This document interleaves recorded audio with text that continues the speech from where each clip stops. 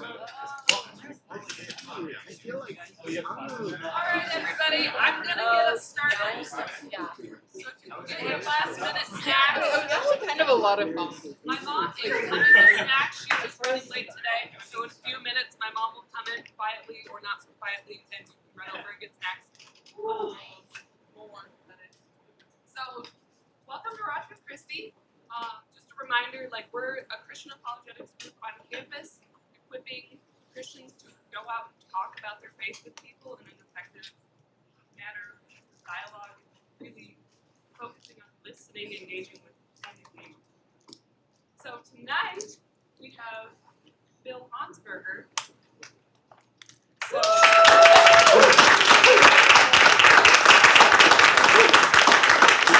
happening afterwards, so go right ahead. So, Bill Honsberger, just a little introduction. We have had him before. It's been awesome to have him. I love hearing him speak because for an entire year in high school, he was my teacher for philosophy and world religions. And it was great, especially during COVID. COVID was rough. It was one of the classes I actually looked forward to having. So, yeah, Honsberger's great. Give him a warm welcome. You did. It's enough. All right, I'm going to pray us in and then we can begin. Dear Lord, thank you for gathering us here. Help us to listen to what you have to say tonight and just block out for just a little bit whatever else we have going on. April's very busy with end of semester exams and reports and projects and everything. Help us just to focus on you and this week and why this week is important for all of us. In Jesus' name, amen. Amen. So I don't know, with trying to think of cute ways of dealing with engineers. And I don't know of any. I'm sure there are by definition any. But I know you might be greatly relieved, probably you already saw that Katy Perry's come back from space, so I'm sure most SpaceX type people in here are really relieved, maybe disappointed, I don't know what you think of that. So, God asked me several months ago to talk about historical objections, or shall we say, naturalistic objections to the resurrection of Jesus. So I brought some papers to make it look like I'm still pretending to be an academic of some sort. But if you don't remember before, what I am is a missionary, and I've been literally all around the world doing different things. Just 3 weeks ago, I was at the Paganacon event in Minnesota. Paganacon is a collection of witches, druids, recently Satanists have joined the fun there, neo-pagans, reformed druids for you reformed people in here. Fun to deal with. So that was 3 weeks ago. Next weekend, on Easter, I'll be in Minnesota again for the Atheist Conference. I've done these things several times in a row. We go to Mormon temples. We go to psychic fairs at the big psychic fairs. If you're going to see a much crazier side of Denver, maybe, than you've ever seen before. We go to Buddhist events. We go share the gospel with pretty much everybody you can think of. In 2 weeks, I've been asked to speak on the World Mission Society Church of God, because I guess they're up here having fun with some of the students here. And I will say this, just a little precursor, a little warning about that. I've been dealing with almost every religious group you've ever heard of, and a ton that you've never heard of. Those are some of the angriest people I've ever run into. They have screamed for hours. If you have the patience, I don't really, but anyways, they're a fun group to play with. So we'll talk about them in a couple weeks. Anyway, so just briefly, if you can read my handwriting, which if you can, you're better than I am. Where'd Julia go? Yeah. Okay, let's see. Since you went to my philosophy class, do you know what a Procrustean bed is? Do you still remember? No. Why do I do this, Lord? Why? Anybody else know what a Procrustean bed is? Somebody, Donald, let's quit cheating. Anybody that wasn't around when the dinosaurs roamed the earth? Seriously, nobody took a philosophy class in here? This is so sad. I think we talked about it in one of my geology classes. I'm not talking about age of the earth. Procrusteus was a B&B guy, a bro guy, whatever you want to call him, one of these ancient Greek myths. And the thing about Procrusteus' bed is that if you came by and you stayed the night in his bed would turn into whatever it needed to be. So I'm going to make up a number. Let's suppose it's 6 feet. He wanted the bed to be at 6 feet. So if you're shorter than 6 feet, the bed turns into a rack, and you're stretched to 6 feet. If you're taller than 6 feet, because as we know, God has blessed you, if you're taller than 6 feet, then they will cut off your feet or whatever it takes. In other words, the point is, whatever it takes to make you fit the bed, you will fit the bed. And in philosophy, and at least allegedly in science, although I'm wondering about you guys here, that means that you have a theory that you're going to hold on to, regardless of any facts that might threaten your theory. You will spin the narrative, you will slice and dice, you will do whatever it takes to make these new facts fit your theory, because you are so committed to your theory. Okay? So you understand what's going on with the Procrustean bed. So we're running into, with all of these different naturalistic objections to the resurrection of Jesus, this is a huge Procrustean bed. What do I mean again? It means that all these different views we're going to look at briefly here, again, briefly is the key word, they all come from the same place in certain ways. They all fit a particular theory that's not provable in itself, not even close to provable, yet it has to be one of these theories. So one of the Huxley boys, big fan of Darwin, this is about 100 years ago or so, made an interesting, I thought, an honest statement. He said, Darwin had to be right, so we could do what we want to do. And I'm like, thank you for your honesty. I appreciate that. It wasn't based on the evidence, as we were always told it was, as I was raised. It's based on, it has to be so. Because we have certain commitments that we really like we want to do what we want to do, right? You look at a guy like Richard Carrier, and I could do this all day long. This is classic ad hominems, and I'm not supposed to do that as a philosophy guy, but Richard Carrier is probably the leading mythologist.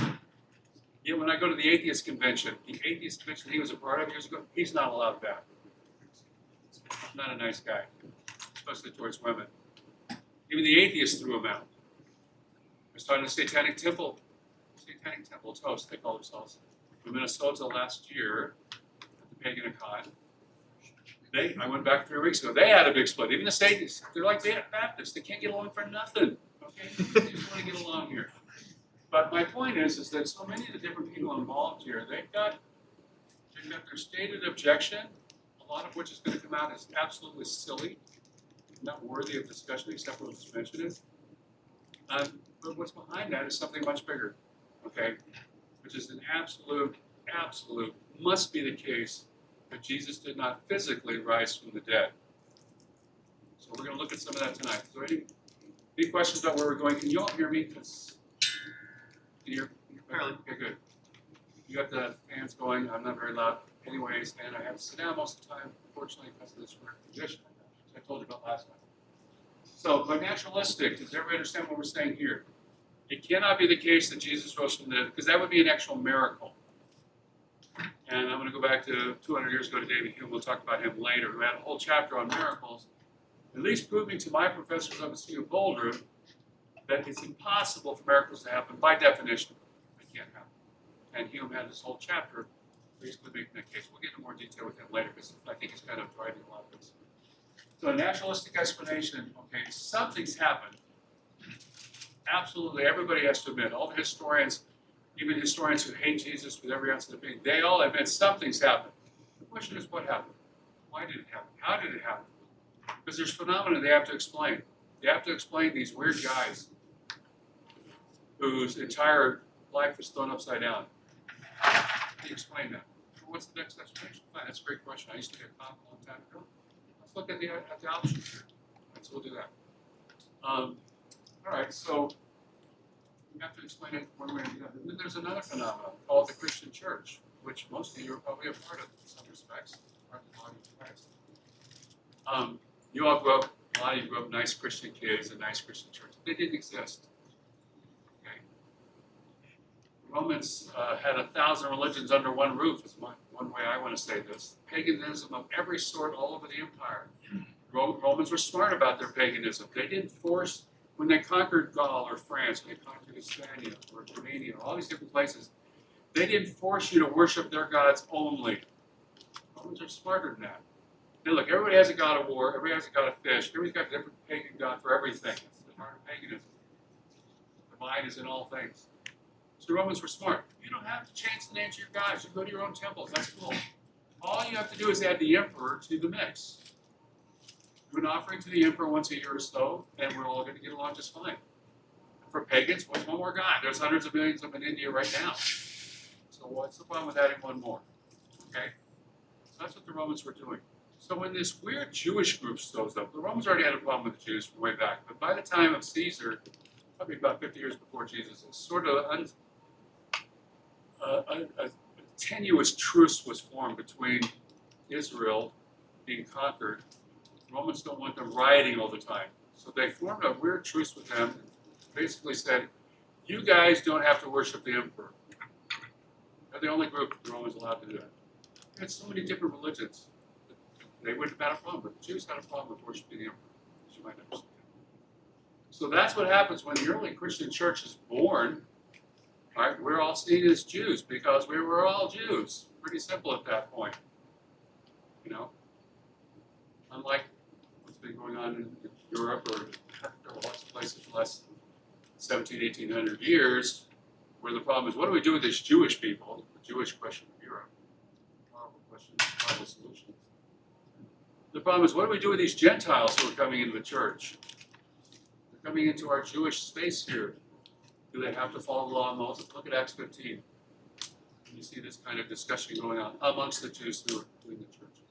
So the people we're going to talk about, for the most part, all right, are Jewish, at least in the early part of the story. Look at this. Okay, so if you have questions, throw your hand up. Fine. All right, so what's going to happen? We have some introductions in the New Testament, some evidence that there's already going to be some different stories that are going to be told. Right? So Julia heard this too many times in class, but I always talk about my friends, the peak elephants that are dancing on the roof of the building right now. Some of you look skeptical. What is your problem? You don't believe me? Am I a liar? They're very quiet. Why? So you guys are buying into my pink elephants on the roof right now? Who's buying? You're not buying. No, oh, I'm sorry. I thought I was at Metro. Never mind. Why aren't you buying it? I don't see the evidence. You don't see any evidence. So it's the only evidence that qualifies is what you see? Are you on the roof right now? I'll take that testimony too. Don't go full Moses here. Are you only going to believe what you see? Why? You ever been to China? Right? I mean, really? No? You think China exists? Have you seen China? I see. What's the fun? You believe in something existing that you didn't see. You have no physical experience of. You're not much of an empiricist here. Sorry, David. You must stop. In other words, you take some things to be serious, to be true, to be evident, but you don't perceive with your senses function. Right? We all do. So did David Hume, fraud that he was. Every one of us believes in things. In fact, I know this is a serious school. You all got serious educations, and I'm here to tell you 98, 99% of everything you hold now is knowledge, not opinions, not point of view, not these kind of things. But what you count as knowledge was told to you by somebody else. Just think about it. It's your history class. I'm going to say a lot of your science classes as well. You were told something. It's not like you did every experiment out there, you know, since the Bacons or something like that. You're out there redoing every single experiment. I don't think so. So you're trusting a lot of things that you don't personally experience, and yet you think they're true because you trust the source, right? The authority. And I'm a trustworthy person. That's why you should take seriously my analysis.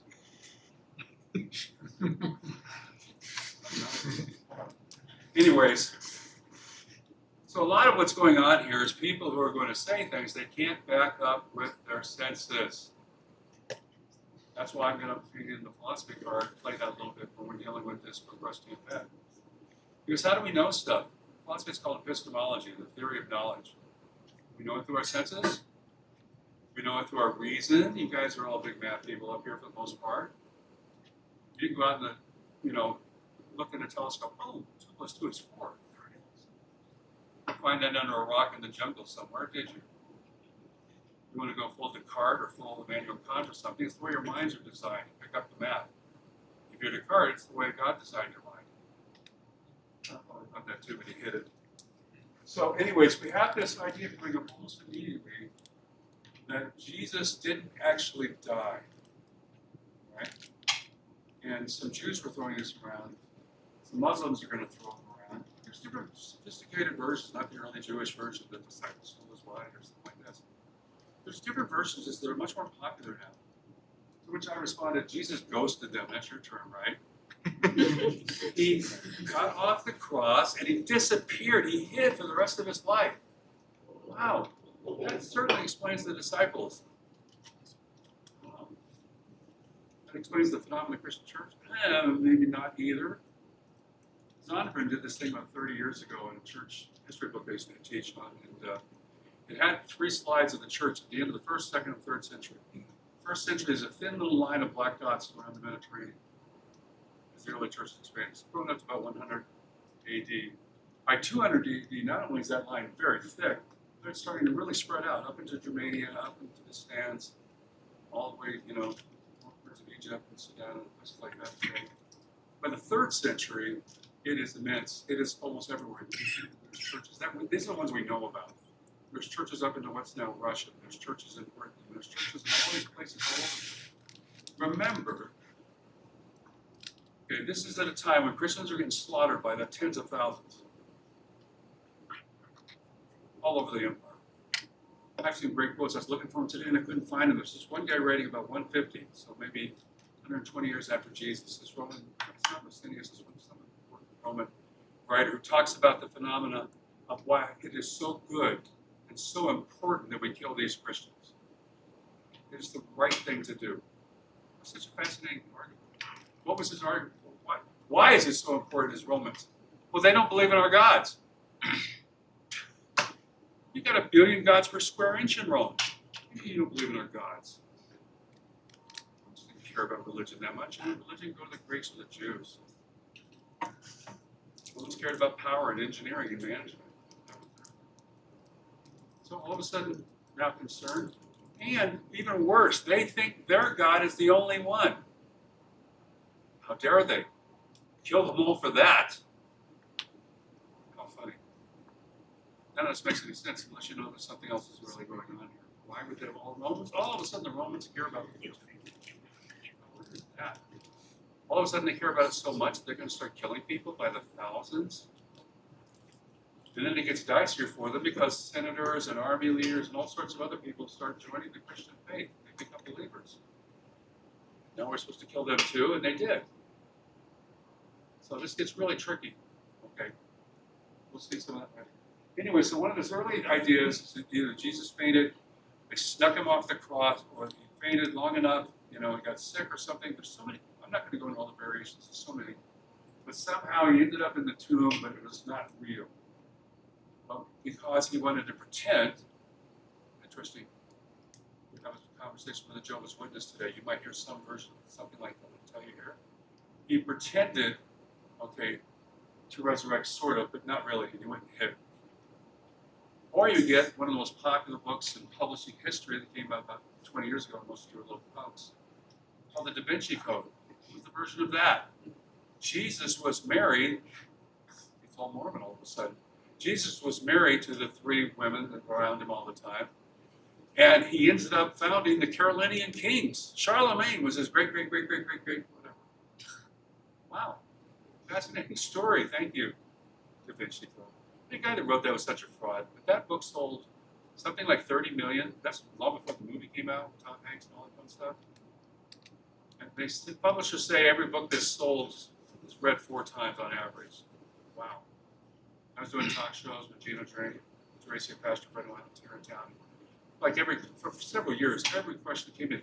Well, I've heard that Jesus was alive and he had all these children and they had children and we all could go. Not a lick of evidence for any of this. Not even close. The evidence doesn't seem to matter much.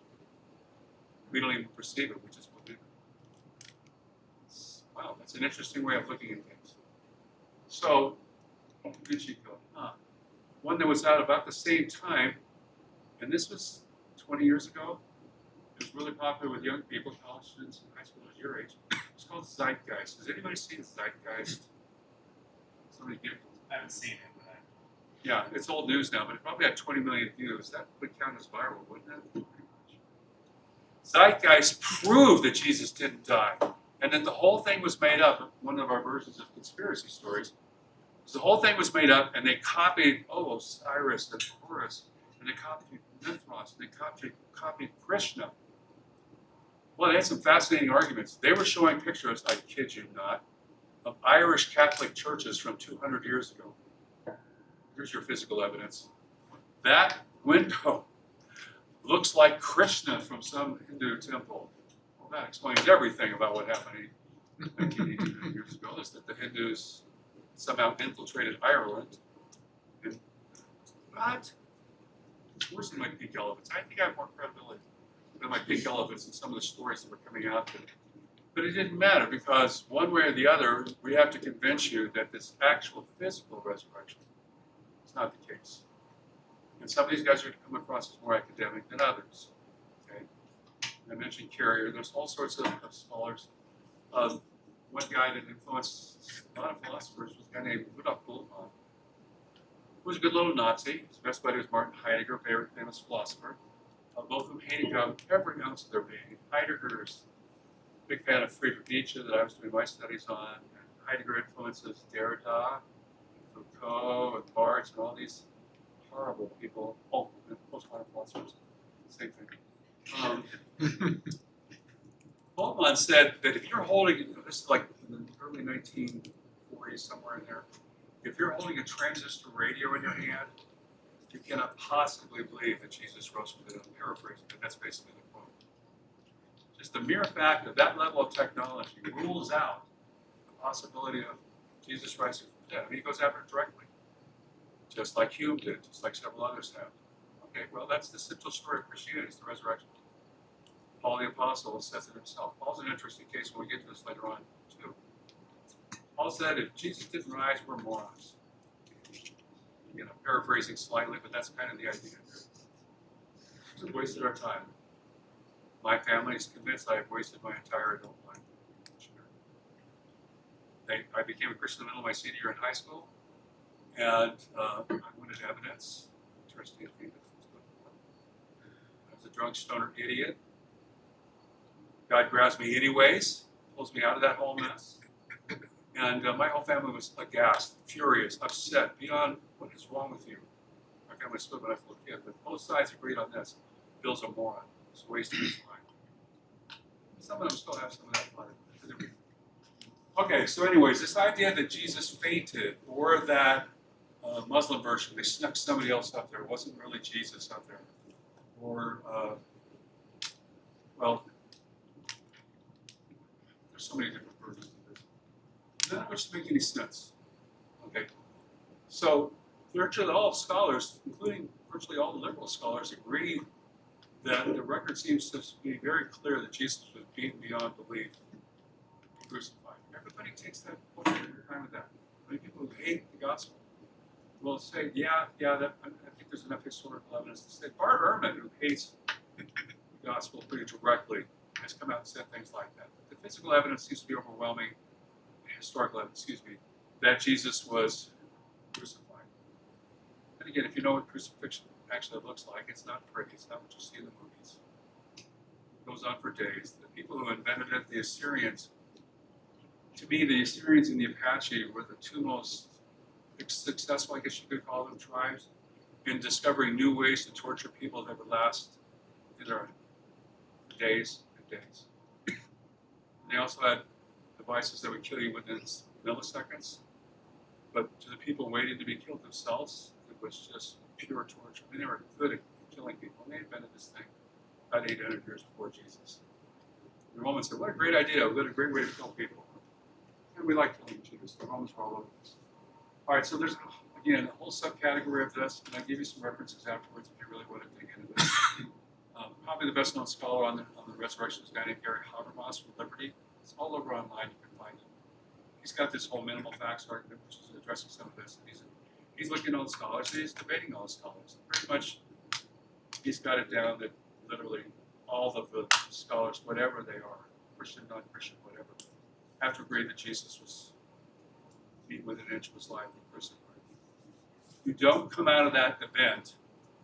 Let's just suppose that's true for a second, hypothetically, or conduct your argument. You know what that is. Just start with the other person. You don't come out of that event saying, I'm ready to be seen as the Lord of the universe when you're literally beaten with an inch of your life.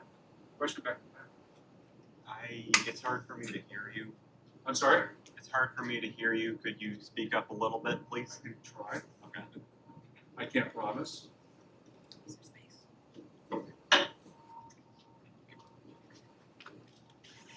Okay, I will try. And probably fail. All right, second one. This one of the first ones I ran into as a brand new Christian, hearing my family throughout things, was this idea of some sort of mass hallucination. And I was fascinated by this idea. Who came up with this thought? What an interesting idea. And my whole family is drug addicts and drugs. And so I learned some things very early on. There is no such thing as a mass hallucination. You can take, again, from my generation, you can take a hit from the exact same tab of LSD. And every single person that takes a hit of that will come out with a different weird thing going on in your brain. Every single person, every single time. You can come back and hit it later, and you'll hit it differently again. But you guys at fentanyl or whatever else is the latest way to destroy yourself. No, by the way, if you haven't seen this, Denver has become the center of the universe now for the joys of magic mushrooms and LSD. Not only is this the Denver government blessing this, but having a huge convention here in June, bringing people all over the world. I mean, Aaron Rodgers came this last year. Must be important, right? Anyways, this is good for vets, and this is good for children. I have an autistic son. This is good for autistic people. And I got to sit at the Parliament of World Religions a year and a half ago. They do this every 4 or 5 years. And so I was in this packed out room, twice this size, with hundreds and hundreds of people. And there's Richard Rohr, which for your generation and people 10 years, maybe up to 10 years older than you, the most popular religious figure in the country right now. So-called Roman Catholic priest is actually more of a Hindu than he is anything Roman Catholic. I can't word all that right now. But there's Richard Rohr, and there's all these academics from different places, all singing the praises, how we need to bring magic mushrooms and psilocybin and LSD and DMT, all the rest of this stuff back into worship experiences. And one after another, they're talking about, well, I saw the divine, I met God. Well, I am quite sure they met something. And I told Terry when I got home, I said, I was so, this is my beautiful wife, Terry. She's more of a hand than I do.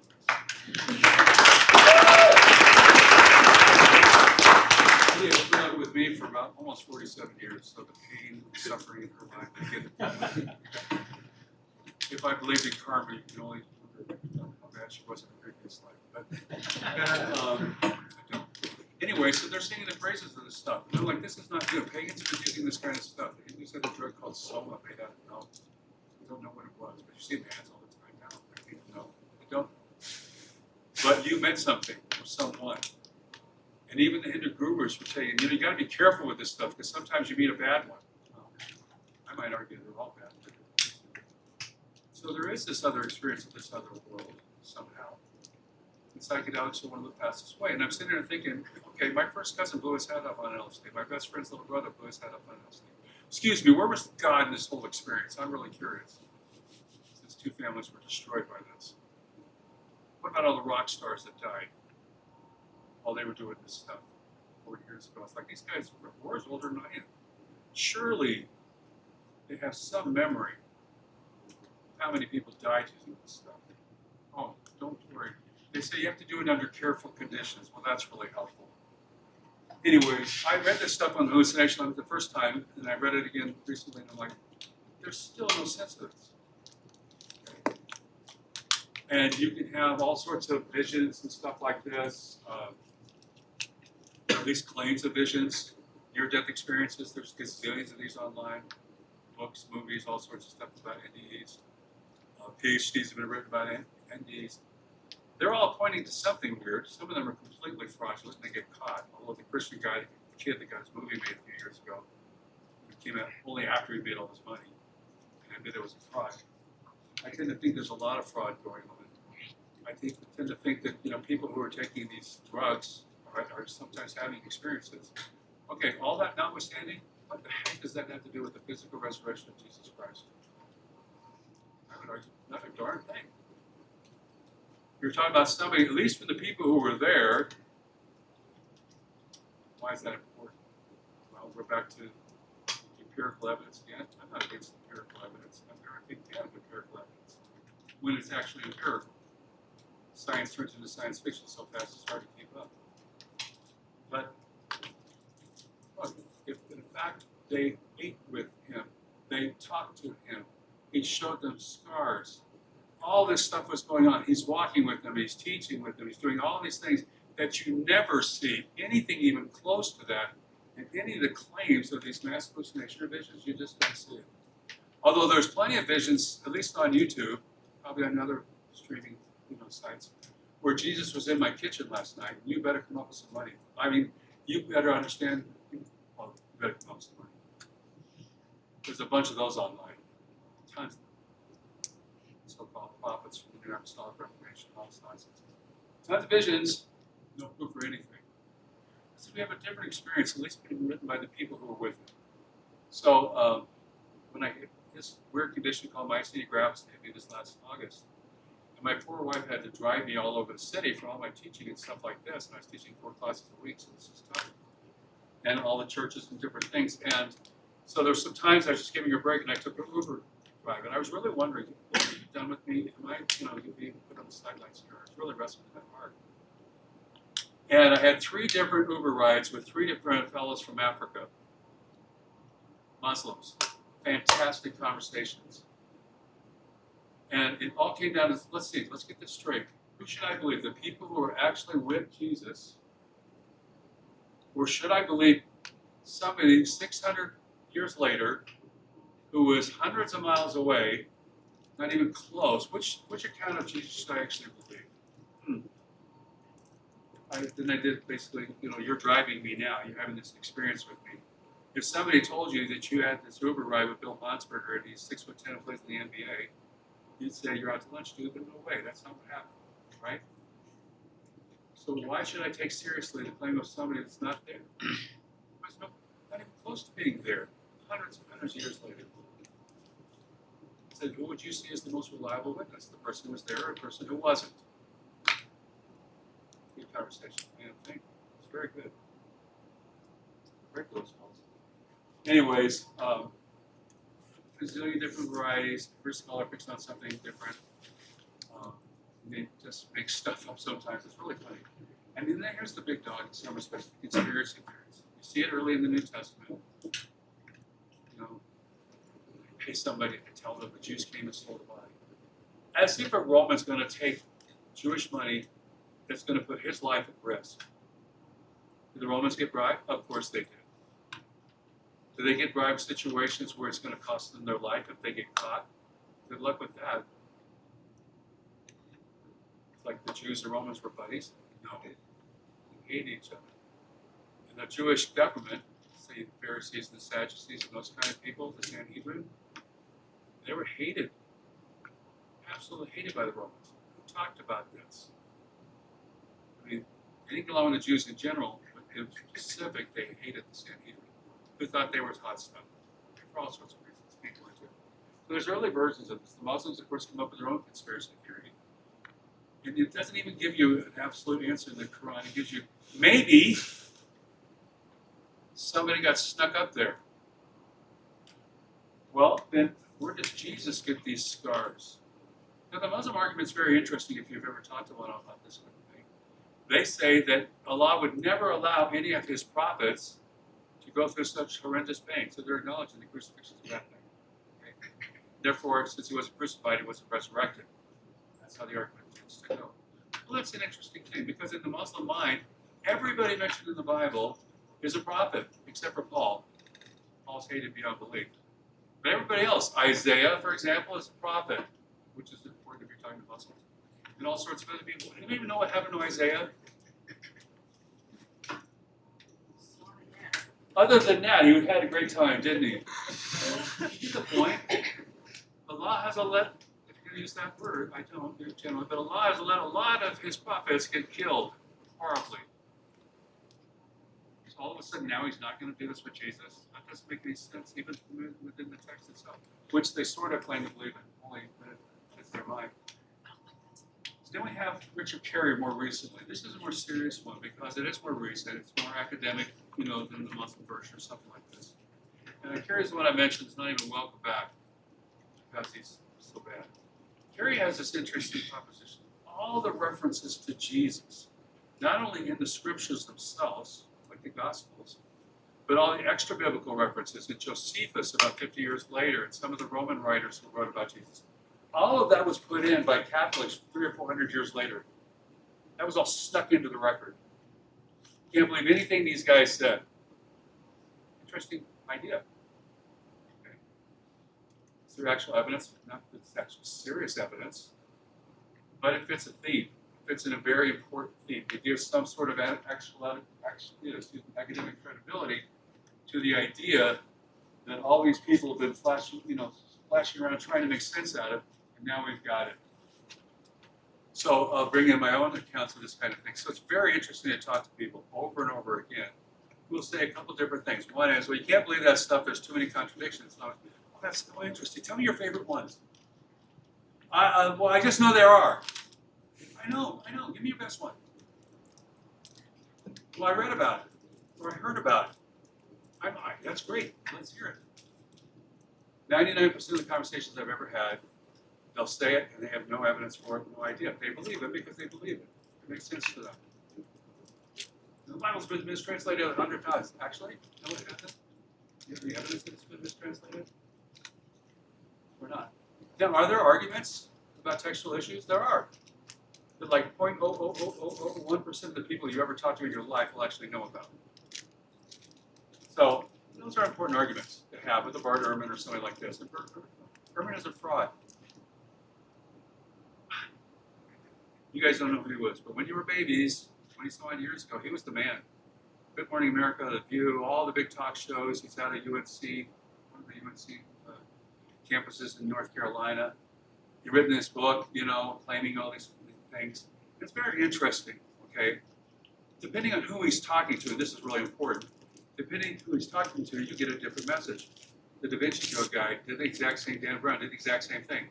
When he's talking to historians and people like that on an academic level, Brown would say things like, look, guys, it's just a story, it's a novel. I mean, look.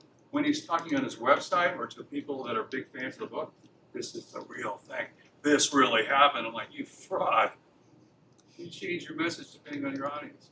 So if you listen to Bart Ehrman in the day, oh, there's 20,000 changes in the Bible. Oh my gosh. Worse than the Mormon book. That's 11,000. Exactly. Still those changes. 20,000 changes in the Bible? Wow, that's huge.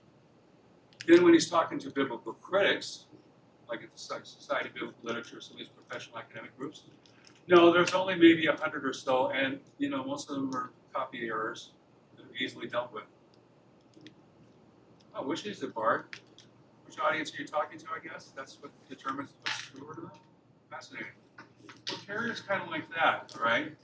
So he's not even taken seriously. Even Bart Ehrman doesn't take him seriously. That's a fun one to read. If you read this little dispute going on between those guys several years ago. Because Ehrman says the evidence is overwhelming. There was a Jesus. He was crucified. And everyone's like, no, it's not. It was made up hundreds of years later. Okay, so let me bring up the one that comes up a lot. And maybe you've heard this. So this whole story was made up to bolster this new religion by these old white guys who wanted to get control over women and over people of color. And so they invented these whole rules, to pull this off. And so they invented this story about Jesus, about him resurrecting, probably stole it from Egyptians, whoever, but that's not important for this view. They invented it so that they could get power over people. Absolutely fascinating argument. for a minute. So I had this conversation with a Mormon girl many years ago now, who was going to marry this Christian fella. I got called in to try to help out. This guy went to Foothills Bible, which is a church not too far from here. And he had a whole briefcase full of all these arguments. There were Mormon arguments now against common Christian complaints. So I guess he was anticipating me bringing all these things up. So we had this whole discussion. We got into the fact that Joseph, well, 9 of his first 11 wives were married to other men when he married them. They were active members of the church. That's not polygamy, that's philandering. I'm sorry, that's wrong on any level. Try to bring up David on that one. No, it doesn't work, and they know it. Okay? When I was bringing it up back in the day, the church would pretend it didn't happen. Now the Mormons are very honest about it, at least more honest than they used to be. And it's under gospel topics. If you go to LDS.org, you'll see it right there. They go into the whole thing. But they pull this spin, and this is what the girl put in. So I'm talking about all this whole stuff out of his first, out of anywhere from 34 to 46 wives, nobody's sure. But out of his first 11, 9 of them were married to other men when he married them. Half the time, he would send the other husband off on a mission trip to Sweden so he could play with his new toy. This is not a nice guy. Anyways, when this is going on, she's getting very upset. And according to the story, their story, Joseph was met with an angel who threatened his life. You either take these other women in, you take them on as your wives, or you'll be dead. Wow, who wants to argue with an angel, right? That's their story. So she looks at me, and she goes, "You don't think he wanted to have those other women, do you?" And I looked at her fiance, and I said, "She really doesn't understand men, does she?" Yeah, the titter tells me you guys understand. So let me get this straight. A group of old white guys, according to the story, which is weird since they're mostly in Africa, a group of older white guys got together and came up with rules about sex. It says you can't have sex with everything that lives and moves and breathes, or that doesn't. Really? You don't understand men either. You want a religion that tells you it's obviously man-made? Well, I could go to Islam. I could go to the Mormons. I can go to Buddhism. I can go to every branch of the New Age I can think of. I can go to Wicca. I can go to all sorts of religions and find, well, guess what? You get to have sex with anyone and everyone. You see that everywhere. It's in the Jewish Christian faith where there's all these rules. You can't have sex with your animals. You can't have sex with grandma, with your uncle, with your aunt. Whoa. You all read through Leviticus. There's a lot of rules there. Several of which are repeated in Corinthians and other places like this, right? So are you going to now say that in order to get power over people, they're going to tell them they can't have sex with everybody they want to? Well, good luck with that one. Try to sell that one today. Anybody know what Christian Science says? Yeah, the old guy like me. It's a dead version of what we call the New Age or New Spirituality or just spirituality today. It was big 100 years ago, very big. Christian Science reading rooms all over the country and I think around the world. Nobody goes there now. Why? Because for some silly reason they hung on to these old Christian rules. Some of these moral things. Of course, along comes the New Age in the 60s and 70s and says, guess what? None of those rules need to apply. You can have sex, it doesn't matter. And you're all living with that. When I go to the Pagan-a-con where everything's God, you walk in the room and you hit with LGBTQT. Boom, in your face, right off the bat. Okay. I talked to the Satanic guy. Only there's been this big split I mentioned before. The guy says this. He says, no, we're not team toast anymore. We split. Well, what y'all split over? Oh, it's all about transgender stuff. Really? He says, yeah, but the Minnesota chapter has over 50% trannies. And I'm like, wow, just statistically, that's an amazing number. You have to be a magnet, for this kind of thing. So I'll be at the Atheist Conference. I've been at 3 of them in a row, so I'll be at my 4th one in a row next week, And guess what will be the first thing hits you in the face when you walk in? LGBTQT. It's everywhere, guys. So there's no God or everything's God. Your choice. But they all have the same values. They have the same ethical points of view. And I'm not here arguing that point tonight. I'm really pointing out that this is really interesting. Okay? Those things sell. They always have. You read about the sex stuff in Corinthians. In Corinth, they had on the house, as there were 1,000 prostitutes, male, female, children, everything, for the strangers in town. Hey, guy new in town, we got a deal for you. Sex is always sold. You can understand how, go ahead, I can get into Hinduism, I can get into Azteca, you get all these things where this stuff sells.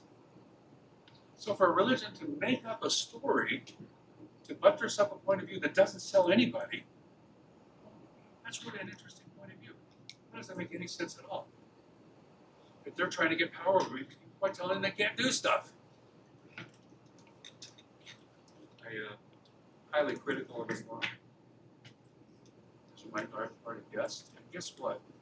If you read about Muhammad himself, read about his last wife, who was 6 years old, Aisha. Okay? Oh, he wasn't a bad man. He didn't actually rape until she was 9. He was married at 6. So you go out and Google image child brides in Islam right now. When I was in college, meeting who was from Iran, who was from Paris, where he's been hiding into Iran, started this 45-year-old war we have with Iran going on hot and cold right now. He was 79 years old when he came over. One of his coterie of wives was 8 years old. So this is not ancient history. This is all new. This is modern. This is part of their beliefs. Well, anyways, if I were to say from the outside, I don't have to be a Christian at this point to point this out. Wait a second.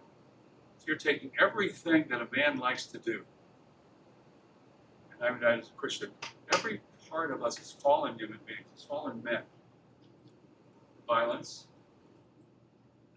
sex with everything we want, money and power. Well, that's their paradise, by the way. But it's also the life of the Muslim sheikh today. It's the leader's life. They have all those things. And Muhammad had sex with hundreds of women. And that was okay because it wasn't just his 13 wives. It was all these, sex slaves is the best way to say it. You conquered a village. Muhammad, then his caliphs, his generals at the time, and all these guys would get the choice women, and then the men would divide up all the rest of the women. That was the norm. So you want a religion that's going to sell? Tell me I can have sex with as many women as I want. Or take the Afghani version. We have sex with little boys all the time too, even though Islam condemns homosexuality. We don't look at one of the largest Muslim countries in the world. Right? I hope you're getting to the point here. I'm not here to talk on Islam or something like this. I'm basically saying that this idea that these old guys, these old Roman Catholic guys, invented this religion and told them you can't have sex with everything. And in fact, it's already starting. It doesn't become codified by the Roman Catholic Church in the Middle Ages. There's already a movement that the real serious Christians, Catholics, everybody's Catholic at the time, the real serious Catholics, if you're going to be a nun, or you're going to, you can have one of these callings, you're going to be a nun or a monk or something, you can't have sex at all, period. Not even marriage or anything like that. Which, as we know, is still supposed to be the rules. I had this guy I was working with when I was in college, Roman Catholic priest wannabe, is about to go to seminary to go to priesthood. He was having sex every single chance he could. Because he knew he was about to take a vow that he couldn't have sex. Well, I'm sure that's exactly what the scriptures are talking about. Violate as much as possible, and then you can just pretend that it's, never mind, you get the idea. So this idea hits me the most, this idea that somehow was made up. Even if I take carrier seriously for just a second here, okay? One of the problems with that is we have something called the Ante-Nicene Fathers. Anybody know what that is? That was timid. Can you repeat the question? Who were the Ante-Nicene Fathers? Aren't they like some guys that lived before the Council of Nicaea and wrote down like a bunch of theology? Yeah, although the description of some guys is an interesting thing. These are church fathers, which include everybody from Tertullian to Justin Martyr to Ignatius to a whole host of really important some guys, very important guys, who wrote tons of sermons and did all sorts of other things, quoting the New Testament repeatedly. You have even weird people like Alexander and Origen, especially coming out of Egypt, writing even weirder things, but they're quoting the New Testament all the time, as well as quoting the Old Testament stuff. Okay. So in other words, you can't quote something that didn't exist.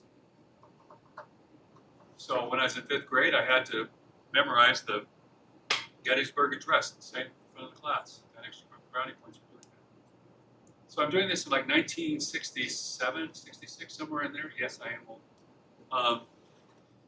But if Lincoln had not given that speech until, say, 1993, could I have quoted him? Does that make any sense at all?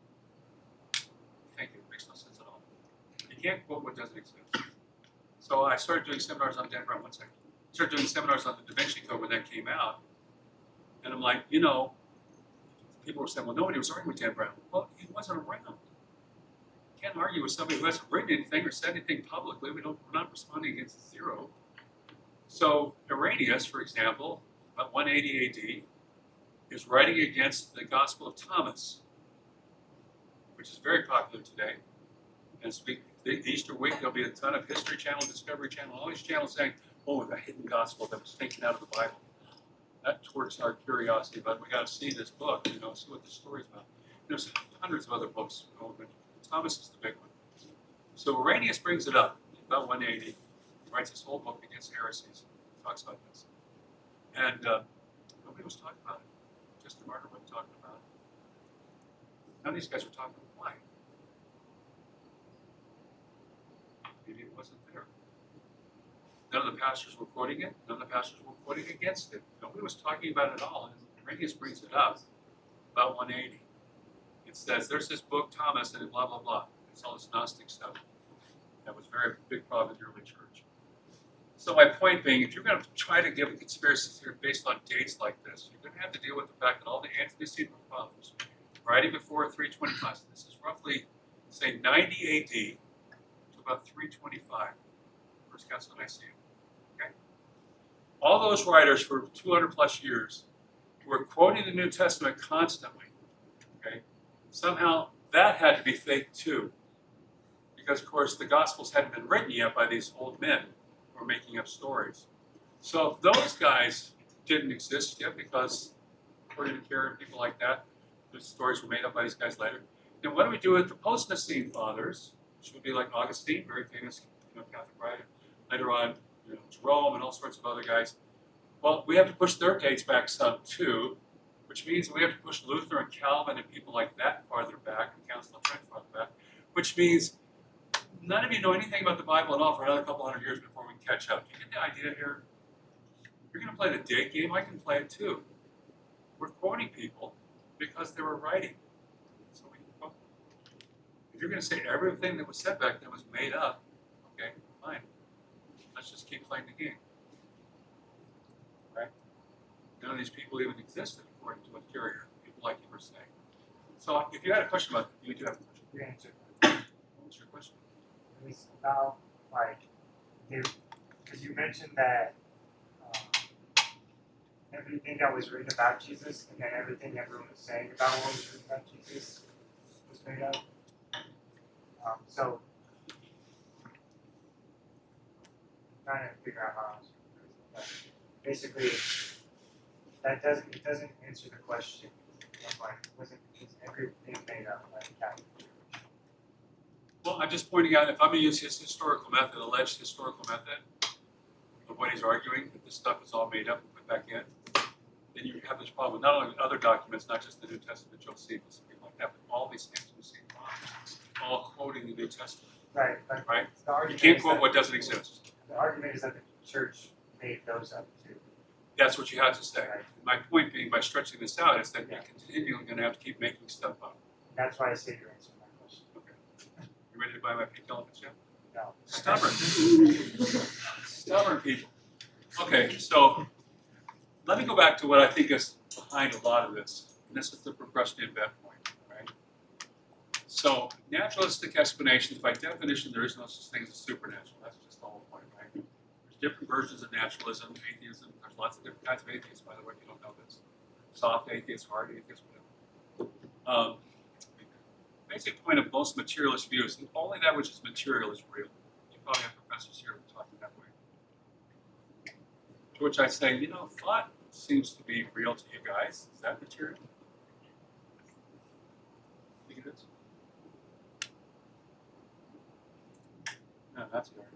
Just check. Okay. There's a lot of things that we take very seriously. They can't be put in a test tube or in a microscope. like our country's been tearing itself over this concept of justice. Somebody show me justice in a test tube. Or a microscope of some sort, telescope, anything. Take me on a tour through the, through the Flatirons here and show me justice, please. Yet every one of you thinks it's a serious issue. For some of you, it's a very serious issue. It's not physical, is it? Love, beauty, there's tons of things that we think is very serious that aren't physical. By the way, you were all trained to trust the scientific method, right? There's some different versions of that. Can anybody show me the scientific method in a telescope, microscope, beaker in your lab? Can you show me that? No, it's a philosophical statement. It's a group of ideas put together. I'm not arguing against the scientific method. I'm merely pointing out that naturalism has this huge hole, which is naturalism. It's got this monstrous hole that is presented to you guys in your science classes as if it's real. And I think it's the backdrop of so much of the complaints that we have out there. It's just this belief that there can't be a God because there can't be a God. So, when I walked into the meeting tonight, some of you were having debate about STDs and CU Boulder. I was pointing out what a fascinating conversation you guys have here as a group. I'm an alumnus of CU Boulder. I was in the philosophy department up there several years. So that one was right on point, guys. Thank you for doing that tonight. I want to be on record as saying I did not have any STDs while at CU Boulder. It's possible to go through the school program. I don't know about the engineering department, but I'm pretty sure the philosophy department was riddled with it. Okay, having said all that, one of the interesting arguments that was coming through is this very one. Okay. And one of my professors, very famous philosopher online, Westmore, thought that David Hume walked on water. That's how he taught the class. So when I'm taking intro to philosophy and introduction of thought, in Europe and all this kind of stuff, keep running into David Hume. Very important philosopher. And I'm not saying everything he said was wrong. Hume's never said that about anybody. Okay? Even people who think there's big elements. I won't say everything they say is wrong, just some things. Okay. So Hume makes this claim, and what my professor did, if you go back and read the chapter, it's called On Miracles. And he starts off with the Christian resurrection. He starts off with this phrase, no one at any time has ever seen anybody rise from the dead. Wow. Okay, no subtlety there. He's not hiding a darn thing. He's coming right after the center of the Christian faith. Of course, he's a fraud in so many ways. There's other times where he's, our Scottish church. Anyways, Hume's arguing against the point about miracles. Why should we care? Because he influences David Hume influences Immanuel Kant, the Copernican revolution in philosophy, who's going to influence different sorts of ways. Kierkegaard, Nietzsche, Hegel, and Sartre, and a billion other philosophers today. So, excuse me, sorry about the philosophy intro here. Kant is influenced by David Hume. I think a lot of these things are influenced in the same way. Because naturalism, read the other 1700s, read Diderot or Voltaire, Rousseau, they're all extremely anti-Christian. Very anti-Christian. Fine. We're not subtle about it. We know where you're coming from. So Hume's Scottish, but he's in the same area as how he thinks. So we've never seen the resurrection. And the first thing I thought when I read that is like, well, isn't the New Testament claim 500 people did? So we can make the statement that nobody's ever seen it, but there's a lot of people out there claiming they did. How do we adjudicate between the two is the question now. But you can't say nobody's ever claimed to see it. We did. That's the center of the start of the Christian church. Okay. So that's the beginning. And then he goes through this whole argument. And then he gets this interesting thing that Westmore loved. He loved this discussion between the greater miracle and the lesser miracle. And Hume makes the point of trying to say, well, I would go with the lesser miracle than the greater miracle. What would the greater miracle be? That somebody actually rose from the dead. What would the lesser miracle be? The people actually believed it happened. So that's more credible to me. Any thinking person, he's constantly talking that way. Any rational thinking person, of course, is going to go with the lesser argument. And that was the way he sold that. And so first time in the philosophy class, it's all interesting to me in certain ways. And I went back several years later and wrote it again. And I ended up talking with Westmore quite often. I actually had a very bad run-in with him. That's all fun and games. But nonetheless, I went back and wrote my own paper on David Hume 20 years later. And I was fascinated by a couple things. He teaching philosophy at ACC and some other colleges around the Denver area for 25, 30 years now. David Hume's argument, his whole chapter goes like this. Those barbarians, those uncouth savages, what do they know about anything? And I'm like, wow. If any of my students put one of those words in their philosophy paper, they'd flunk the paper. Those are ad hominems. We don't do that. Other than calling people Nazis, that's okay apparently today. and don't forget racist, Nazi, homophobe, whatever. We call each other names all the time in polite schools today. Anyways, so Hume is using these attacks over and over again. I'm like, did I not see this the first time I read this paper? The first time I read this chapter, surely I saw this. Or did I get a sanitized version of the book? I don't understand. Anybody want to guess who these uncouth, uncivilized, savage barbarians are who nobody should take seriously? Any guesses? Oh, come on, you guys can guess. Christians? No. Although weirdly, you can say that, yes. Romans and Jews. Why would you put the two together? Who's the Jews?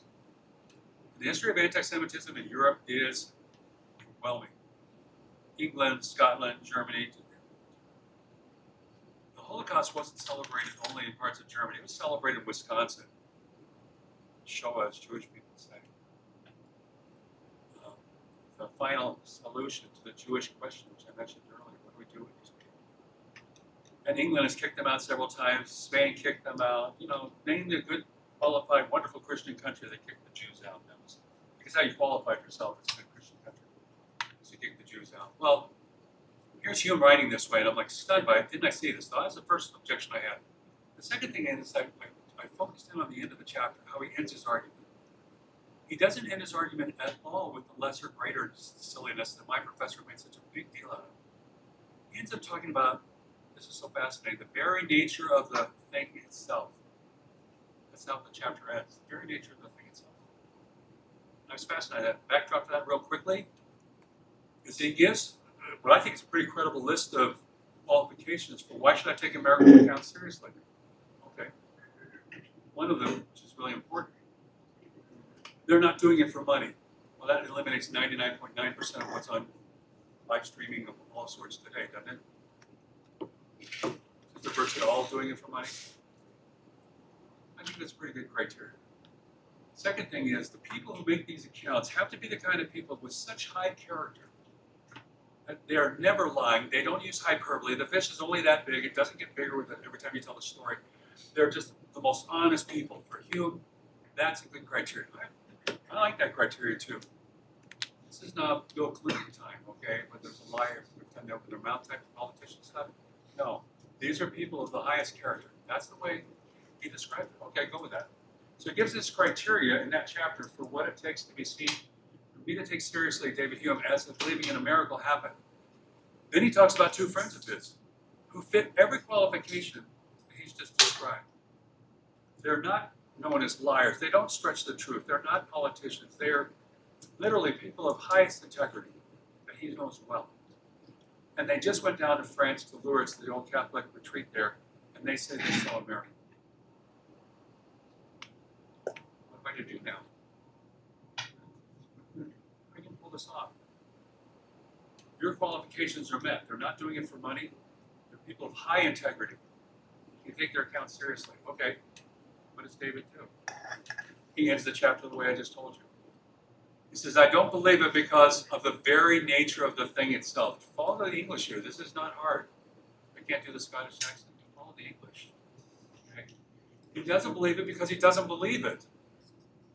Wow, that's a historical, philosophically driven argument, isn't it? It's not about evidence at this point. Why doesn't he believe these stories? Well, they're the Jews, and they're savages and uncouth and barbarians. That's his language, not mine.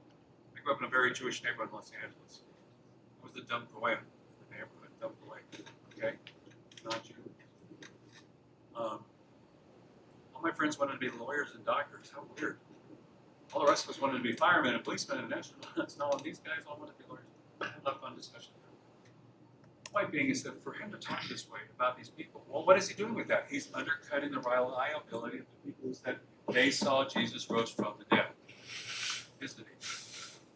So real quickly, let's run with that argument for just a few minutes here. Let's suppose David, we should take them seriously. For just as a hypothetical, do the reductive. Let's suppose that Jesus really rose from the dead. That would explain certain things better than some of these other explanations, which don't seem to hold any water at all.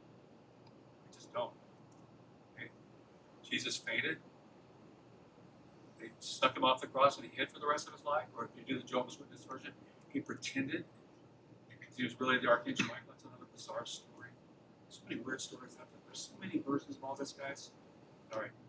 Let's take seriously for just a moment the idea that Jesus actually did rise from the dead.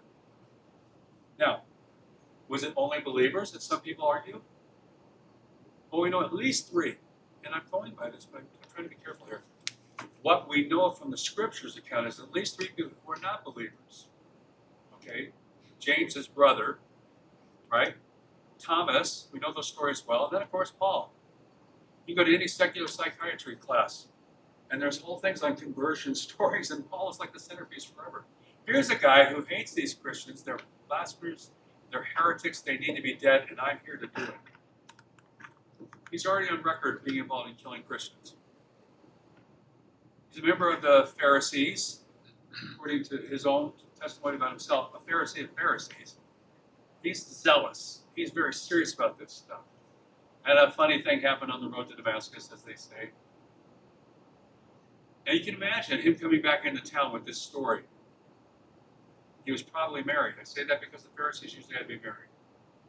I can't necessarily prove it, but generally the rule is the Pharisees had to be married. But we know he had money. Why do we know that? Because his family sent him to be with a guy in Tarsus. My brain just went down. Gamaliel. You didn't go as a poor Jewish person to have Gamaliel tutor you. You had to pay some serious bucks. His family has money. They've lived in pagan cities, all this kind of fun stuff. He's going to kill Christians, which is the mission he's been given. And Jesus grabs him on the road, kicks his butt. And now he's a believer. It's like paraphrase, but I think that's kind of how the story went. Right? So, what would motivate that? A vision? Well, again, you can find all sorts of psychiatry books today and vision. Well, I don't know. People have visions all the time. People hear voices. I was a deputy sheriff. I worked in Jefferson County Jail, right here in Golden, by the way. When the Taj Mahal over here was being built, so that's the old jail for you guys now. I mean, the really old jail. I don't even know where it is anymore, Donald. I was trying to figure it out when I drove up there against time, where I used to work. Well, that's helpful. It's out there. Okay. Anyway, so I've met people that were crazy, that we had to send to Fort Logan, eventually sent to Pueblo and stuff like that. Over the 3 years I was working in the jail, I met several of those people. And so I had this thrown at me by pagans and other people, This is what happened with Paul. And I said, really, have you read anything that Paul wrote? Just for fun, the stuff you hate? The clobber verses that you guys all hate? Have you actually read this guy? Does he read like a crazy person? I'm just curious, because I've met the ones who are crazy. Right? They don't articulate.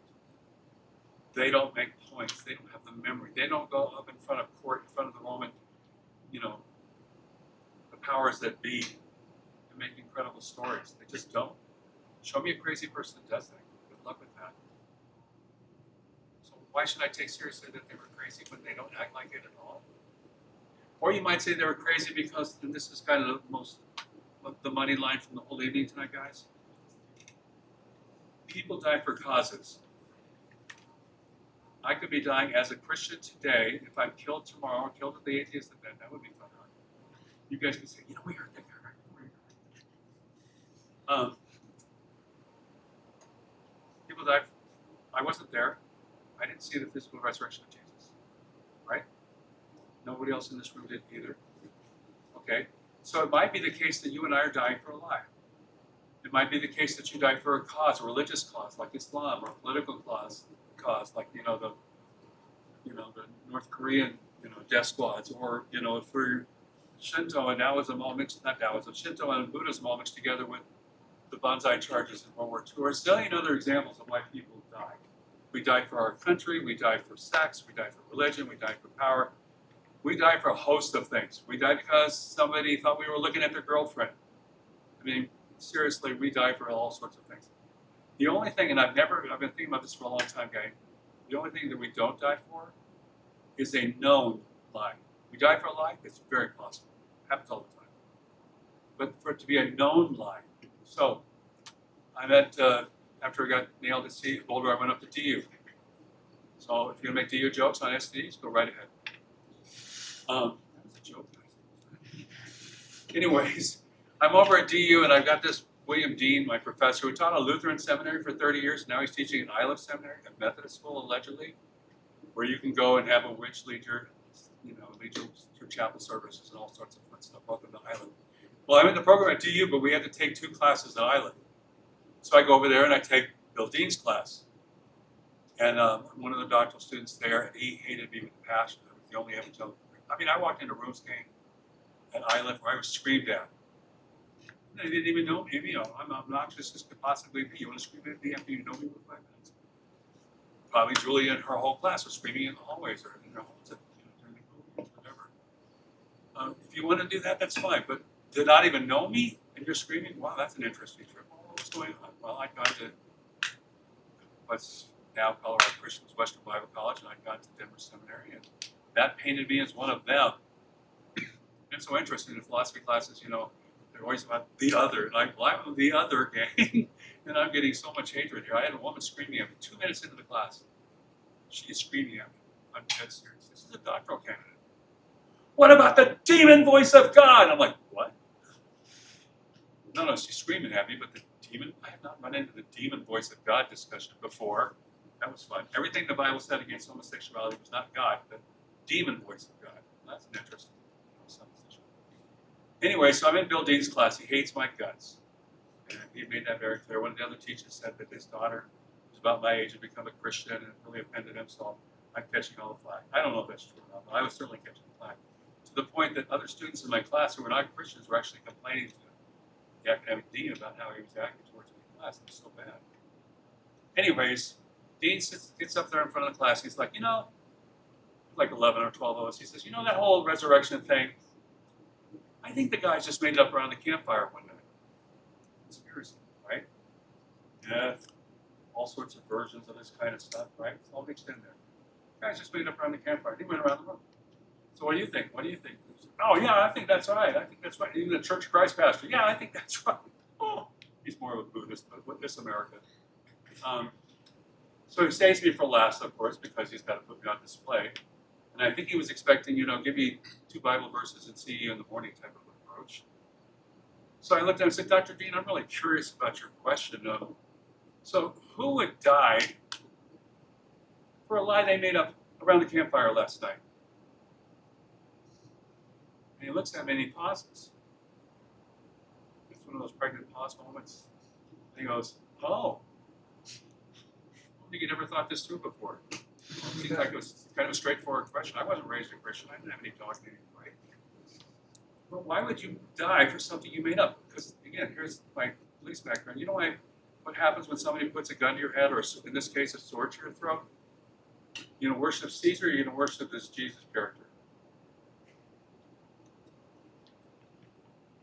Kaiser Christos, Kaiser Caesar. Who's Lord? And somebody puts a sword to your throat? Now, if you're second, third, fourth, 15th generation, whatever, and you don't know, well, maybe that would make sense out of this. But if you know you made up the story last night around the campfire with the guys, and somebody puts a sword to your throat, you think you're going to go, yes, please kill me. Or you can do something like this, because this is what actual human beings do. Oh, dude, wait, time out, no, wait. Look, I was trying to get some chicks, some money, some power. It's not working out. Where do I worship Caesar? Where's the piece of paper? I'll throw up an offering right now. That's what actual human beings do when somebody puts them at threat of their life. That's what they do. So if I wanted to take seriously the idea that these guys just made it up around the campfire one night, I'm stuck with a problem. Not only did virtually all of them get killed, you read, I'm a missionary. Several of you grew up in church. You read the whole Matthew 28 passage about the Great Commission. You've heard this your whole life. You realize that when Jesus is telling us that virtually all the audience is going to be dead within 30 years, he wasn't sending them out to their best life now. They're going to go like Thomas did to India. They're going to die there. They're going to go like James did back to the temple and get killed. They're going to get killed everywhere you can think of. Like Paul did, like Hanson. What do you complain? So why would they do this if they didn't get what they thought? Excuse me, make up the story about getting money and power. Where was their money and power? I'm curious. Where was their best life now? If they're getting slaughtered. I'm just like, how do you make sense of this? How do you make sense out of the fact that given the phenomenon we're at? The second phenomenon, not only the lives of the individuals involved who died for it, but the people who followed them. They'd be great salesmen. Hey, come and become a Christian and your hair will get straighter. And your teeth will be better. Then you'll get skinnier.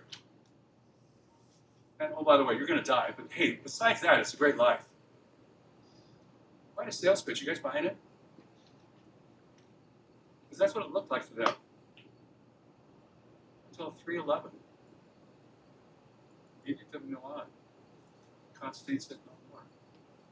That was the norm for Christians for almost 280 years. Wow. Fascinating stuff. I'm sure they all did it because they just made it up and they wanted to get power. Because where was this power? There was no church building before 312. They tried one about 250 in Africa and it got destroyed within a day. That was the end of the church building movement. So sorry, I think Jesus calls you to put your money into bricks. That's a fascinating approach. There were no church buildings. There were no church parties. Lucian Fields, the mysteries of all over the Roman Empire, and all this kind of stuff. I mean, you went to the temples to have sex and get high. Christians weren't doing that. They weren't competing. They weren't even trying. They were holding on, as the Roman guy said, they were holding on to this weird story that this Jesus guy is the Lord of the world, and he had risen from the dead. Josephus, writing 50 years later, accepting Curier's silliness. Josephus says this: he hates the Christians with every ounce of his being. He's Jewish, he's a Roman traitor. Jewish traitor who becomes a Roman general. Okay, he has no dog in the fight for Christianity. He's not in Orthodox Jew. As a non-Christian Jew and as a Roman soldier now, he has got no use for the Christians. And he's writing about 50 years about Jesus. He says, these people, they make me sick. They're so messed up. They're so wrong in their heads. They think this Jesus guy is Lord of the universe. And that he's the only way to God. And he's complaining about that. So I keep looking for the evidence that the old guys made it up. And I run instead into the contrary. It seems like it went against everything that these guys are claiming. Sorry, Dr. Perry. Please show me how they all got money and sex and power and all the stuff they wanted back then. Yes. Would you die for your king elephant? Why didn't expect that. I illustrate it by pointing out that people tell stuff all the time. And that doesn't mean it's wrong. It doesn't mean it's right. The fact that you have a PhD and you teach at a famous university doesn't mean you're wrong. It doesn't mean you're right. Logical fallacies we're involved with here. My son went to Metro, came out as anti-Christian, not just non-Christian, anti-Christian, because he took a Bible class at Metro. He was an English professor who had no Bible training at all, which of course qualifies you to teach on the Bible in all sorts of ways. I mean, seriously, it's amazing what passes for education sometimes. I'm not being able to put down school lines. I'd say this no matter where I'm at. We get what people tell us, we run with it. For most of what we call knowledge. And so, even if that was the case, you could say, well, these people, yes, no, they made it up, they invented it, they came up with all sorts of weird theories. Literally no sense at all. And even non-Christians pull apart and say, no, that makes no sense. So that's why I bring in progressive empathy. Naturalism is the heartbeat of spiritualism. I don't believe it because I don't want to. Very nature. So I'm getting subtle hints from the psychic world, or from Donald writing back there. Any questions? Okay, other questions or comments or thoughts or things you want to throw? Right here, yes. I had one thought along the lines of like, you're saying people never die for a lie. Do you have an analogy? I'm all ears, please. I'm just curious, like, would A people known die? lie. Hold on. Oh, be careful. A known lie. Okay. Would somebody die for just out of like pure stubbornness for their what they're saying? Well, let's go St. Darwin for a second. What does he tell you about human beings that face that dilemma? don't know. Fight or flight, right? He doesn't say thrust your neck up and hold it up so they can get it easily. So if that's instinctual at all, I would argue even then it undermines the argument. People don't die because they're stubborn. They're stubborn about something, which my wife stepped out, but she can tell you all day long about me. Let's not go there. Kind of adding on to that, what about the whole drinking the Kool-Aid? When people saw people. Jim Jones. Yeah. Okay. Several myths about this that come up. You've all been told you drink Kool-Aid. Most of you don't know who Jim Jones was. Jim Jones in the media is a Pentecostal. He's a evangelical Christian. He's a fundamentalist. He believed in the Bible, and that's why he did what happened in Guyana.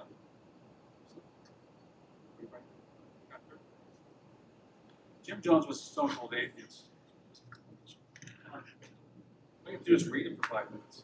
You realize where Jim Jones was coming from. He's a Marxist. He bought into that. The phenomena of people, and a lot of people got, I think more people were murdered there than actually committed suicide. There's all sorts of people that got shot in the back, stuff like this. You know, they were obviously being forced to do what they did. The one, playing along your idea here, the one that's always interested me was his wife. Because he was a total fraud. He cheated on his wife 1 billion times before he found the group who was off to Guyana. She knows he's a fraud as a Christian, as a human being, as a husband. Yet she's still injecting babies' mouths with cyanide. And I wonder about what was in her mind as she's doing this. She knows it's all a fraud. And yet she still goes with it. I'm going to say, I don't know, maybe it was her pride. She committed her whole life to this. I don't know. I think that's an interesting outlier to me. And you could also say, did she drink the Kool-Aid? In a sense, before it actually happened, did she really start believing the religion of her husband, even knowing he's a fraud? Because that happens too. I can tell you so many stories of conversations I've had in psych affairs and others. When I've showed them actual fraud, I have started, I got to tell you one quick. Civil engineer up here in Boulder, he was Zach. Actually, was in CA at the same time he was. Really nice guy, really brilliant. Was a follower of Sai Baba, this guy with the biggest afro you've seen in 50 years. Bad guy, so many ways. But he goes up to the Prime Minister of Canada with all the Parliament guys there, important people, and he makes a miracle. He produces out of thin air, jewels. You got to see the PM, Trudeau's dad. You got to see his eyes open wide, like, oh my gosh. And so there was a very non-Christian magician, Amazing Randy, who took that footage and slowed it down frame by frame. And he actually shows you frame by frame how he palms the jewels out from under a box and just puts it in his robe and does this number. Shows it to you. You can see it frame by frame. You can see him pulling the jewels out. I showed this to Zach. He goes, I didn't see anything. Zach, dude, you're an engineer. You've got a brain. Come on. You saw, Frank, he showed you this. I didn't see anything. Well, that's an interesting, cognitive dissonance, whatever you want to call it at this point. He believes it even though he knows it's lying. Strange stuff. I'm not sure if Zach would die for something he knew was a lie. I just can't think of any good analogies that actually work where somebody did die for a lie. Yep. Couldn't someone just be skeptical about the accounts of the apostles actually dying, since those sources? So that's what you end up having to do. Is you have to take up the level of myth and say, well, that stuff didn't happen either, so that question's been removed, right? But it's more just like those sources are later, so you could cast more doubt on those sources actually being accurate for the account of the apostles' death. It's been something that they just did because what they made about Jesus is like because Jesus was hung on a cross, makes it to make up stories about the apostles being also. All right, so let's say I'm going to take Peter and Paul and illustrate this. I think ish, because we're not really sure of the exact time. Right? So these accounts come, some of them come up in their life, okay? Others are coming up, Clement and Origen, or people like this writing 90 to 200. You've got all these people writing, what we call the ancestry fathers, I was talking about earlier, right? Right, so they're all recounting these stories, like you said, they're recounted later, okay? So you have to ask yourself, are they sitting in a nice vacuum in a classroom somewhere having a friendly philosophical discussion, wondering about important ideas, or are they on the run, getting killed themselves for what they believe in? Because this death thing starts by the time, especially by the time of Nero's book, like 56ish, somewhere in there. Just wondering like what sources we have about, or like what's the old source we have for like for a witness that was actually witness to Jesus' like death and resurrection that died. That'd be the gospel accounts. Like we also count stuff before the apostles died. No, they don't. But they record what they saw. Yeah, Right. but And other people who were there, there's fancy names for it, but who were their writers, and there are writers and stuff like this, they record what happens afterwards. Just like, you take a class here and say, bioengineering or something like this, and then you go out and teach, and then you got a third generation of students who are not getting what you heard from your teacher, right? So it's going down like this. And you might adjust your story in there somewhere because you learn more facts than you learned before, but that doesn't discredit, does it? The people who heard this from the person that was there. I mean, it makes it secondary source, but Does that my mean it's, main mean thing it's is false? like my main thing is that like someone could just be skeptical about people who actually knew like they made it up or whatever, but they actually didn't die. Since we don't have that many sources accounting for their deaths. How many sources does it take? I'm curious. I mean, it depends on like. And why would you trust one source over another? That's not, I'm saying some large sense, right? Yeah. So again, As I'll long bring as up a we group, have, like, I was going to bring up next, you actually pointed out. So it was a group of scholars all over the internet 30 years ago, Dominic Prasad and all these people, Bishop Spell, collectively known as the Jesus Seminar. Okay? So they took all this stuff into account. And they claimed to come out with a historical, reliable, philosophical method of figuring out what Jesus actually said, what can we trust, what sources do we have, and stuff like this. And then they voted with colored marbles to decide what was actually true, which is really historical, of course.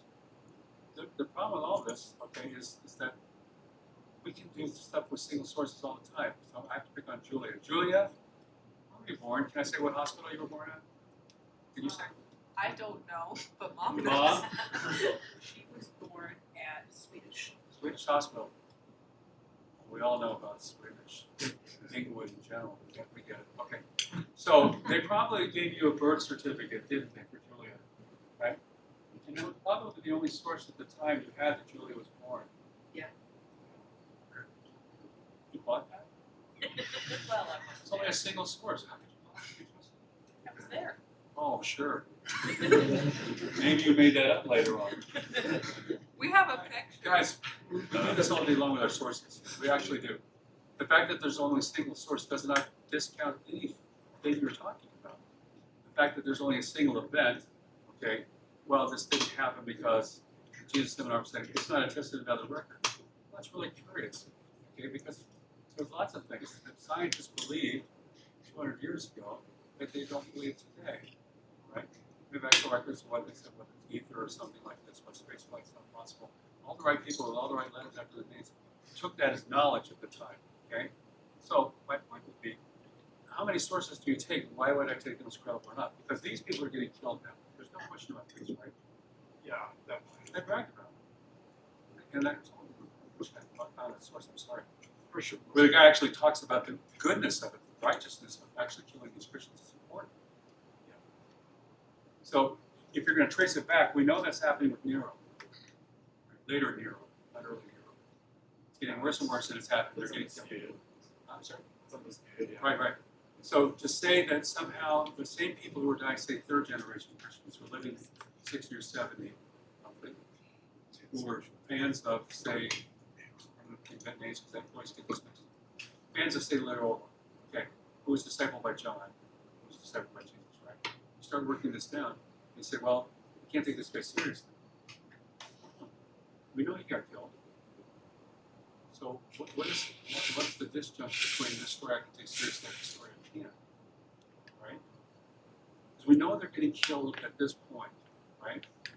And they're saying the exact same thing that they had been taught, which is that this Jesus guy rose from the dead. So I think you're allowed to be skeptical of all sources. I can doubt that, Abraham Lincoln was killed at Ford's Theater. The reason I don't doubt it is because I have several historical sources which are literally enemies of each other. southern sources, northern sources, British sources, and everything else, all attesting to the same event that Lincoln was shot, in Ford's Theater in 1865, right? So I have people who hated Jesus, I have people who believed in Jesus, I have people who were neutral on the subject of Jesus. They all said, a whole bunch of them said they saw it. So again, I can dispute the sources, you're right, you certainly can. But I think that the evidence would point you towards, I'm not sure that disputing sources, just throwing them out outright, because I don't accept, back to my professor in bed, that these things are possible. That's part of the discussion. We can talk more. I've heard another theory, and I'm Yeah, yeah. trying to decide how to describe it because it's not really a standalone theory. But it's essentially that Christianity emerged because the conditions were right. That it was this very powerful movement with a lot of moral credibility. Right when there just happens to be a language that encompasses a very stable region of the world. And then I guess kind of the theory would explain everything else by saying that the first generation and the primary sources are a little bit overstated, and that its spread is mostly credible or can be credited to second and third generation that happened very early in all. Okay, so actually that goes both ways. You have all sorts of Christians arguing that Pax Romana made it easier for the gospel to spread. Alexandrian, conquest made pointed Greek the language of everybody in sight practically. That made the fertile grounds, whatever version of that you want to take. I'm going to say the same thing about the second and third generation. So we know they're getting slaughtered. They're not writing about this in some peaceful little classroom. They're getting chased down. Their writings are getting burned. You're getting paid to turn in the pastors. You're getting paid to turn in the bishops. You're getting paid to turn in scriptures. Okay? The early church called these people tradadores. We all get the word. It was the Latin word for traitor, right? For somebody to come out and say they, were a Christian and then turn in the scriptures or turn in the bishop, that got you a lot of bonus. This is going on all over the place. And you have accounts within a couple hundred years, let's say 7th or 8th generation Christian now, of people who were pastors who, local persecution will come up and they hit the road. They were frauds. Persecutions tend to kind of whittle that out, find out who's really serious about this or not. Now again, the 7th or 8th generation believe in a lie. Of course they could. They weren't there. But you keep tracing it back earlier and earlier, and the earliest accounts point us to the fact that these weird guys, these strange Jews, were monotheists. Okay? And Peter's going to get up in front of a huge, mostly not Jerusalem audience in the book of Acts there, because you've got Orthodox, very serious Jews from all over the empire there for Passover. And he's going to tell them about this Jesus guy, and he's going to call him God. Which to a good monotheist, you ought to be saying, heck no, that's wrong. But now Peter buys it, okay, as well as others. When you go back to Isaiah, good monotheist he was. Had that discussion with Muslims before. All I'm saying is the sources push us back closer and closer and closer, and it seems like there's no any actual reasons to deny that other than we have a bias against believing that miracles can occur. By scientific, objection or philosophical. Because historically, it seems like the best evidence is that the sources have some credibility here. Unless we're going to say, like the carrier, that they were all made up. Wow, that's an exhaustive claim. Just like Hume's claim was incredibly exhaustive. We have nobody ever said. Now he's an empiricist. Do you understand what I mean by an empiricist? You're more interested in measuring things than working up from a theory. Yeah, well, he's considered the father of modern empiricism, so he's so radical as empiricism, you can't trust reason at all. That was Descartes 100 years before him. All you can know is what you actually observe. Okay, a posteriori knowledge.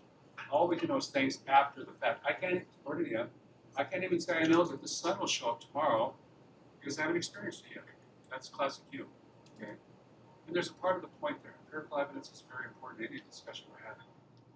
But, okay, so I can't know these things after I experience them, correct? But I can't even know empiricism at all. It's a rational claim. It's not an empirical claim. I don't find empirical evidence for empiricism. That's the big problem. Verification principle, all these atheists, philosophers, and scientists got together. In Vienna about 100 years ago, there's no such thing as, it's not true or meaningful if it can't be verified through your 5 senses. Well, you can't verify the statement itself through your 5 senses. Just stupid. Well, okay. There's a lot by the way, there's a huge fight between atheist philosophers and atheist scientists right now.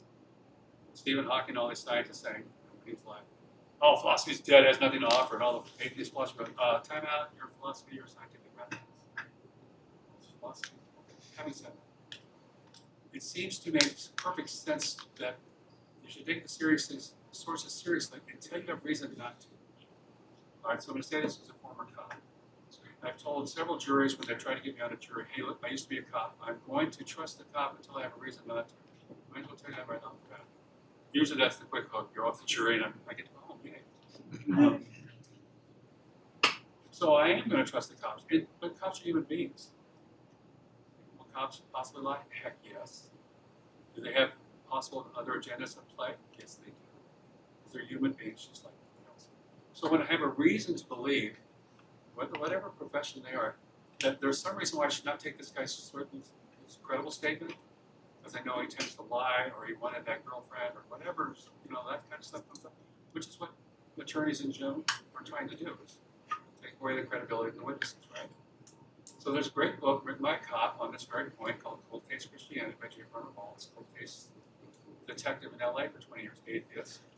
And he was challenged to do this kind of stuff. And I loved reading it. I've been a Christian for 25 years at that point, because it's how a cop thinks, and probabilities and stuff like this. What about the idea that this was all made up? He walks through that whole argument. And I think he does a pretty good job of dismantling it. Just based on, okay, is it possible there are pink elephants dancing there? Well, okay, let's put that up on the ledger as one of the possibilities, but we're going to take this seriously later on. Obviously, the haters will not. For goodness. Well, Bill, I think we're gonna let people stay after if they'd like to ask any more questions. Why don't we give them a round of applause?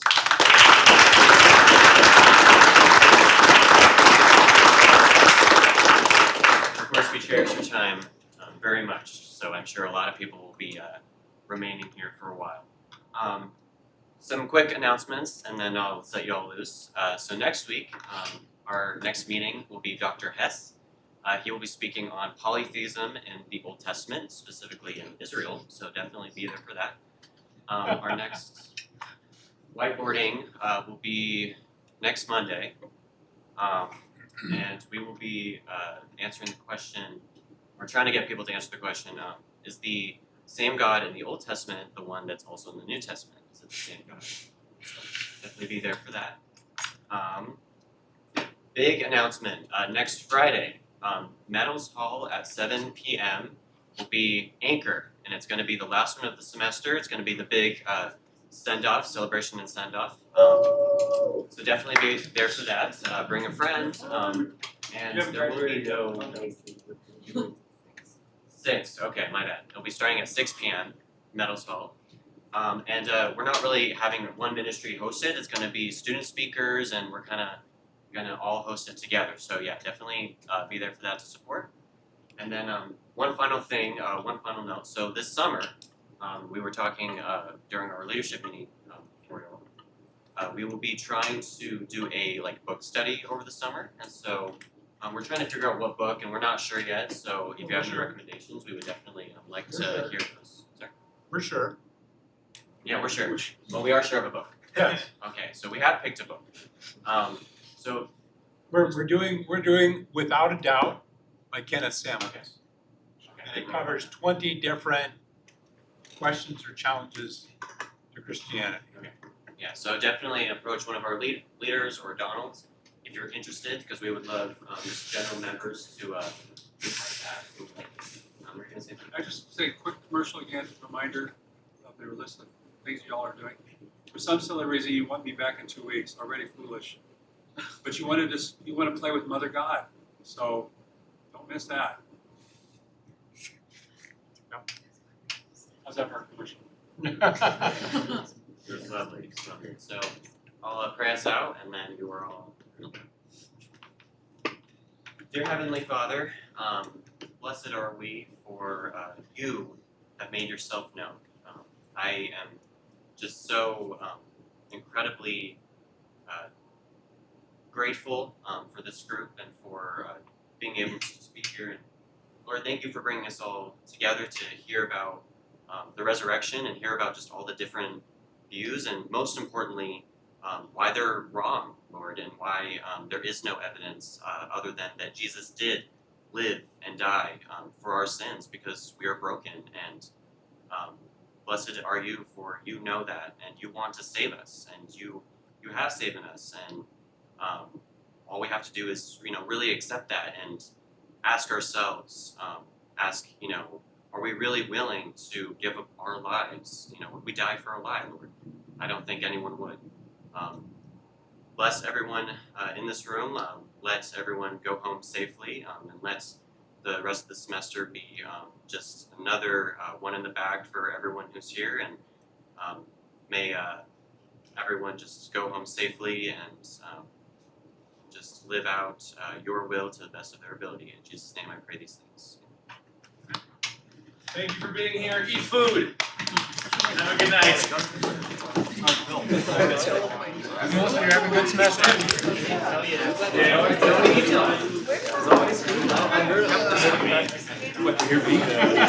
I have to attend next week. Do you not know? Oh no, it's fine. There's no Jesus coming until like last week. I would have told Cinnamon. She's on her way down. Y'all, Cinnamon took. She's on her way. That's good. Okay. Oh my goodness.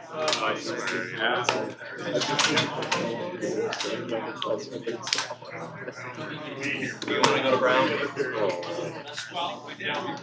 Just got that Ben is so you sneak in. That's our family.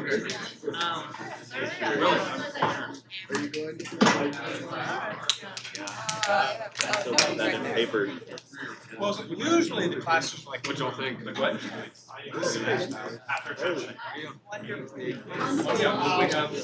But I mean, because you have usually there are like 4 sections. Scientific stuff, the graphs go. To make 4 sections. No, I had no idea. I didn't know he was coming back this semester.